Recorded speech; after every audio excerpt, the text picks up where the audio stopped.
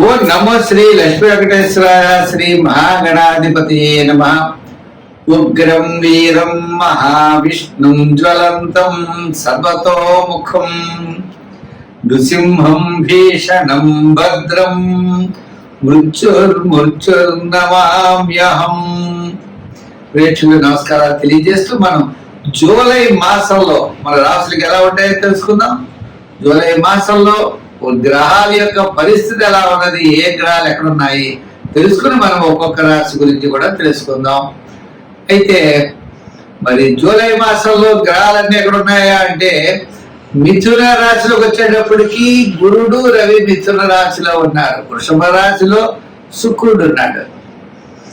మరి కర్కాటక రాశిలో బుధుడు, సింహ రాశిలో కేతువు, అంతేకాకుండా మరి కుజుడు కూడా సింహరాశిలోనే ఉన్నాడు. మరి సప్తమ స్థానమైనటువంటి కుంభ రాశిలో రాహు ఉన్నాడు. మీనరాశిలో శని, మరి చంద్రుడు 27 రోజులు 27 నక్షత్రాల్లోనూ సంచారం ఉంటుంది. కాబట్టి మనకి మన యొక్క రాశులకి జూలై నెలలో మనం ఎలా ఉంటుంది, ఏ విధమైనటువంటి సులభమైన పరిహారాలు మనం చేసుకోవచ్చు, చేసుకుంటూ ఏ విధమైనటువంటి కార్యాన్ని మనం పూర్తి చేయగలుగుతాం అని మానవుని యొక్క ప్రయత్నం, ఆ ప్రయత్నంతో పాటు దైవ బలాన్ని సంపాదించడం కోసం మనం తప్పకుండా తెలుసుకుంటాం. ఇబ్బందులు వస్తాయి అనుకున్నప్పుడు వాటిని అవాయిడ్ చేస్తాం. అనుకూలంగా ఉన్నప్పుడు కాస్త వేగంగా మన ప్రయాణాన్ని ముందుకు సాగిస్తాం. ఆ విధంగా గ్రహాలు ఎప్పుడు కూడా జ్యోతిషం అంటే కాంతిని ఇచ్చేది, మనల్ని నడిపించేది, మనం చూసుకుని నడిచేది. ఈ విధమైనటువంటి ఆలోచనతో మనం ముందుకెళ్ళాలి. తప్పనిసరిగా ముందుగా మనం మేష రాశి గురించి జూలై నెలలో ఎలా ఉందో తెలుసుకుందాం. జూలై నెలలో మేషరాశి వారికి అత్యద్భుతమైనటువంటి యోగాలు కనపడుతున్నాయి. ఎంచేత అంటే లాభస్థానంలో రాహు యొక్క ప్రభావం ఉంటుంది. నీల గ్రహాల యొక్క ప్రభావం కూడా అనుకూలంగా ఉండడం ద్వారా అన్నింటా కార్యజయాన్ని పొందగలుగుతాం. బంధుమిత్రుల యొక్క సహాయ సహకారాలు ఉంటాయి. ఆర్థిక పరిస్థితుల్లో కాస్త మెరుగుదల ఉంటుంది. పాత బకాయిలు కాస్త వసూలు అవుతాయి. మన క్యాలిక్యులేషన్స్ చాలా కరెక్ట్ గా ఉంటాయి. అంటే కొన్ని చిన్న చిన్న సమస్యలు వచ్చినా సంతానపరమైన విషయాలు, ఆర్థికపరమైన విషయాల్లో చాలా జాగ్రత్తలు తీసుకోవాలి.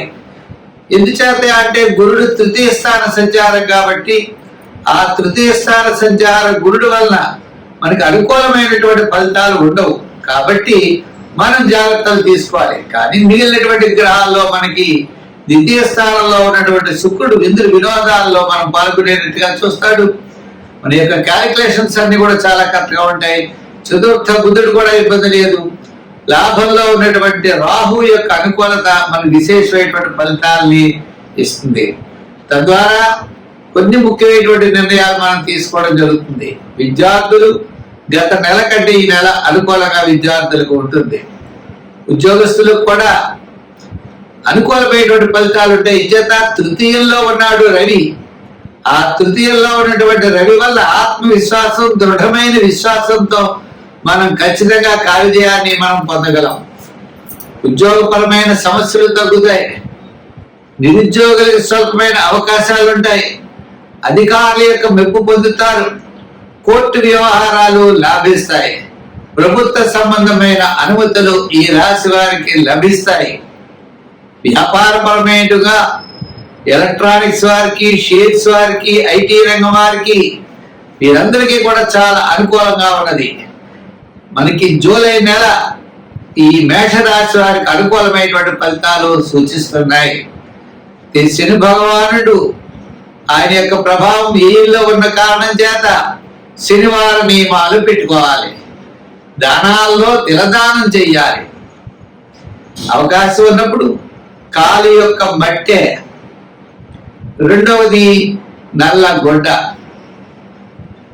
ఒక స్టీల్ గ్లాసు, ఇవి నువ్వులు, ఓ చెంచాడు నువ్వులు తీసుకుని నల్లగొడ్డలో కట్టి ప్రవహించే నదిలో శనివార సమయంలో వేస్తే తప్పకుండా ఈ మేషరాశి వారికి అనుకూలమైనటువంటి ఫలితాలు సంభవిస్తాయి. చేత జూలై నెలలో దిగ్విజయంగా ధైర్యంగా ముందుకు వెళ్ళండి, విజయం మీ వెంట ఉంటుంది. మరి రంగుల్లో ఎరుపు, తెలుపు, గోల్డ్ కలర్ వాడండి. నెంబర్స్ లో 4, 7, 9 నంబర్లు ఎక్కువగా వాడుతూ ఉండండి. అనుకూలమైన ఫలితాలు ఉంటాయి. ధనురాశి. ఈ ధనురాశి వారికి సప్తమంలోనే గురుడు, షష్టంలో శుక్రుడు. అంటే విందు వినోదాల్లో పాల్గొనే అవకాశాలు ఉన్నాయి. కుటుంబ ఆర్థిక సంతానపరమైన వ్యవహారాలు ప్రోత్సాహకరంగా ఉంటాయి. వివాహాది శుభప్రయత్నాలు అనుకూలంగా ఉంటాయి. లైఫ్ పార్ట్నర్ తో ఆనుకూల్యమైనటువంటి దాంపత్యం అనుకూలంగా ఉంటుంది. చిన్న చిన్న సమస్యలున్నా తప్పనిసరిగా తగ్గుతాయి. సంతానపరమైన వ్యవహారాలు ప్రోత్సాహకరంగా ఉంటాయి. సోపుణ్య కార్యక్రమాల్లో పాల్గొంటారు.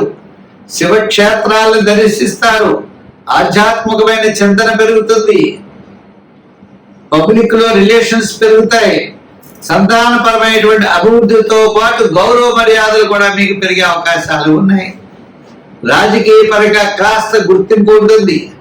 వృత్తుల పరంగా న్యాయవాదులు, వైద్యులు, కళారంగం వారు, చిన్న చిన్న వృత్తులు చేసే వారికి ఆర్థిక ప్రోత్సాహం ఉంటుంది.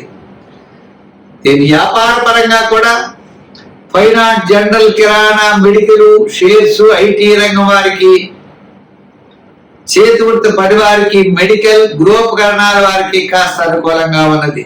ఉన్నప్పటికీ సాటర్న్ అర్ధాష్టమ శని ప్రభావం కూడా మీకు ఉన్నది. ఎవరో ఏదో రకమైన ఇబ్బంది పెడుతూ ఉండడం, స్వల్పమైన సమస్యలు వస్తూ ఉండడం, ఒక పనికి ఒకసారి పెడితే ఆయన దొరకపోయి 3 సార్లు జరగడం, ఇటువంటి ఇబ్బందులు మీకు కనపడుతూ ఉంటాయి. అంచేత ఒక ప్రణాళిక లేకపోవడం అవ్వచ్చు, కొన్ని పనులు మీరు బద్దకించడం వల్ల అవ్వచ్చు, మీరు ఇన్ టైంలో కొన్ని పనులు చేయకపోవడం అవ్వచ్చు. ఇవన్నీ సాటర్న్ ప్రభావం వల్లే కలుగుతాయి. మనం రాంగ్ రూట్ లో ప్రయాణం చేస్తే యాక్సిడెంట్లు అవుతాయి.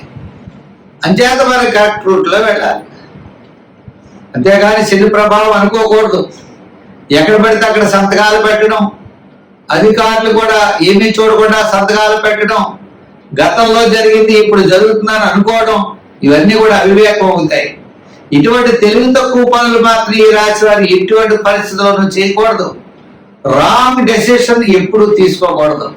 మీరు తీసుకునే నిర్ణయం కరెక్ట్ గా ఉండాలి, విధి విహితంగా ఉండాలి, రూల్ ప్రకారం ఉండాలి. అలా ఉన్నట్లయితే మీకు శని ప్రభావం ఏమీ ఉండదు. గురుడి యొక్క ప్రభావంతో మరి కాస్త అనుకూలమైన ప్రభావం మీకు కనబడుతుంది. సంఖ్యల్లో 3, రంగుల్లో ఎరుపు, తెలుపు ఎక్కువగా వాడండి. దానాల్లో తిలదానం చేయండి.